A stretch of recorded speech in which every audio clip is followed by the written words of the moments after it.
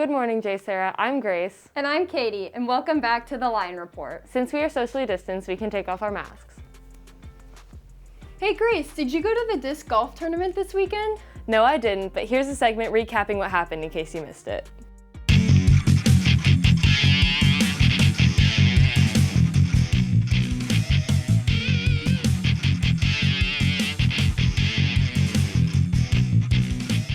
Welcome to this edition of the Pride Playbook. We're here in the studio with our guests Coach Kay and Mr. Dahlson, and since we're socially distanced, we can take off our masks.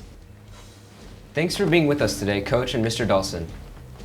Thank you for having us. Yeah, great. This past weekend, JSerra held its first disc golf tournament to raise funds for JSerra athletics. Tell us about disc golf. How does it work?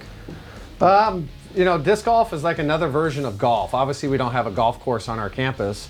So Mr. Evans and the athletic admin with Chris Ledyard and Casey Kavanaugh created a disc golf course on our south campus, and you're throwing a frisbee, and you've got a driver and a putter and a mid-range, and Donald and Casey did such a great job on setting up the course layout, and it's just played like golf, but it's with a big cage at the end of it. And if you guys were able to watch our IGTVs on Instagram that Mr. Dahlson and I posted, we kind of previewed kind of a layup of what it looks like from a disc golf perspective, and really, quite frankly, how to play the game, because you're talking to two experts here. And I'll say this, I think over everything that's happened the last couple of months, it's been a lot of families at home, staying in the house, not really getting out and about like we're used to. So to be able to use our athletic facility, come up with a very creative way to have the families come out in a safe way as well, was awesome. It was a lot of fun. How many teams competed in the tournament? Were there any standout winners? So we had 70 pods sign up, so it kind of spread throughout the day.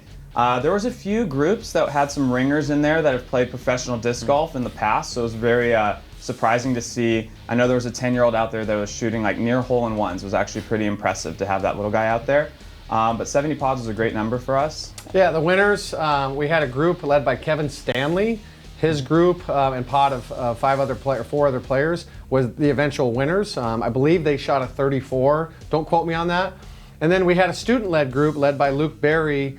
They came in second place. I don't know their overall score, but the sisters were out there. I'm actually kind of upset. We kind of had mentioned, through our Instagrams about challenging the sisters to a match, and we're still waiting for a response on that. So we'd like to put a course layout back out there and get the sisters. But like Mr. Dahlson said, 70 pods, Kevin Stanley and his group won, and then Luke Berry and his group came in second place. Luke Berry's group by far the most energetic as well, so I gotta give him the credit for that. Yeah. Very energetic. What do you guys think is the hardest about playing disc golf? I mean, it's definitely a lot harder to control the discs than you would originally think. I think when we were doing our Instagram lives, you can see the first couple weeks it was very inaccurate. When it came down to week 4, I think we even stretched into week 5. We started to figure it out a little bit, but I think figuring out how to shoot the discs, have a straight line, not have a curve or a bend, is really what came down to, that's what the most difficult part for me was. Yeah, I think anybody can play disc golf. It's similar to golf. Anybody can play. I mean, you're talking to two, type A uber athletes here, and it took away our athleticism. I mean, it's hard to do. You have to be skilled technically, and your mental approach has got to be on top of your game, because if not, you're going to falter. And, I tell you, that course layout was a tough place to falter, but I had to play with my 3-year-old son and my 7-year-old son, and they, as long as people enjoyed it and they got to see what our South Campus was, and they got to be in a family friendly environment, that's what the whole disc golf tournament was all about. Yeah, and when you get two athletes like us, as dominant as we are, it's really hard for us to go through that much failure. I mean, we're used to going through baseball. It is a game of failure, but disc golf, it looks easy from the outside. I mean, it was really hard for us to kind of, swallow our pride a little bit. Agreed. Yeah. Agreed. What will the money raised from the tournament go towards at JSerra? It goes through the overall JSerra athletic programming. So it could go through a multitude of different things through JSerra athletics. So again, I thought, our sponsors, Farmers and Merchants Bank, Assured and Home Care, Capital Volkswagen, Acta Laboratories, and Sinorama were some of our big title sponsors that helped really get this off of the ground. And then obviously the 70 pods, which will aid JSerra athletics as a whole. It was a great event, our first time doing it, and we're excited to be able to learn from it, get better from it, and host a new one next year, and you know, we might be back, but we might be replaced. So you know, we really want to thank our sponsors and everybody that was involved that really, you know, took this and had fun with it. Well, if we get replaced, that is a huge mistake. It is a huge mistake. Yeah. So I just wanted to say it publicly. Yeah, okay. Okay, last question. Who's better at disc golf between the two of you?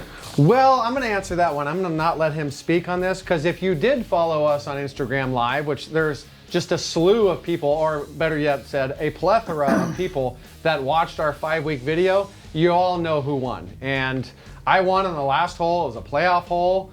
It was a little skimmer, maybe 30-yard shot from home plate to the pitcher's mound. And everybody knows, no, I'm not gonna allow you, no, I'm not. I'm patiently waiting. Everybody knows that I won. So to answer that question, I know that was long-winded. We all know who the real winner was, and that was myself. So thank you very much. I would like to respond. Okay. I will be the first to admit that he beat me.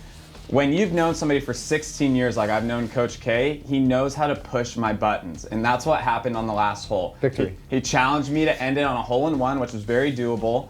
And I said, challenge accepted.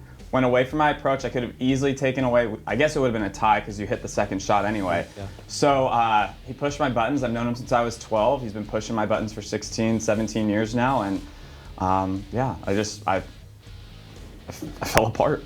I fell apart. Great day overall. All right, thank you for being with us today. That's it for us here at the Pride Playbook. Thanks for watching, JSerra.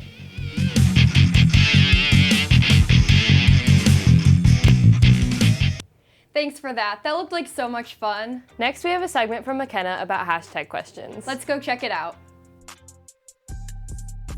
You have 15 puppies, right? Yeah, Okay, all but 8 of them die. How many do you have left? 8.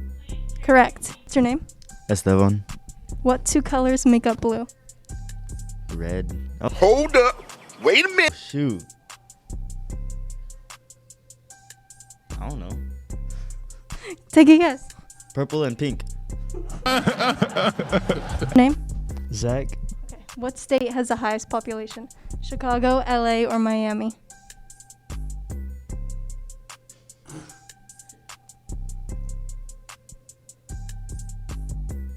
LA. Think again. Am I wrong? They're not states, they're cities. What's your name? Dave. Okay, Dave. Spell mop. M-O-P. Spell top. T-O-P. Spell cop. C-O-P. Say cop 3 times fast. Cop, cop, cop. What do you do at a green light? Go. Sophie. Okay, Sophie. What does CEO stand for? Chief Executive Officer. Your mom has 4 kids, right? North, east, south. What was the last kid's name? Isabella. Good job. In a race, right? And you passed the person in second place. What place are you in? First. No. Well. You passed the person in second place. What place are you in? Second. Yes. Good job, Jose. 7 plus 6 equals 12. What does 6 plus 7 equal? 7 plus 6 equals 13. Good job, Rashad.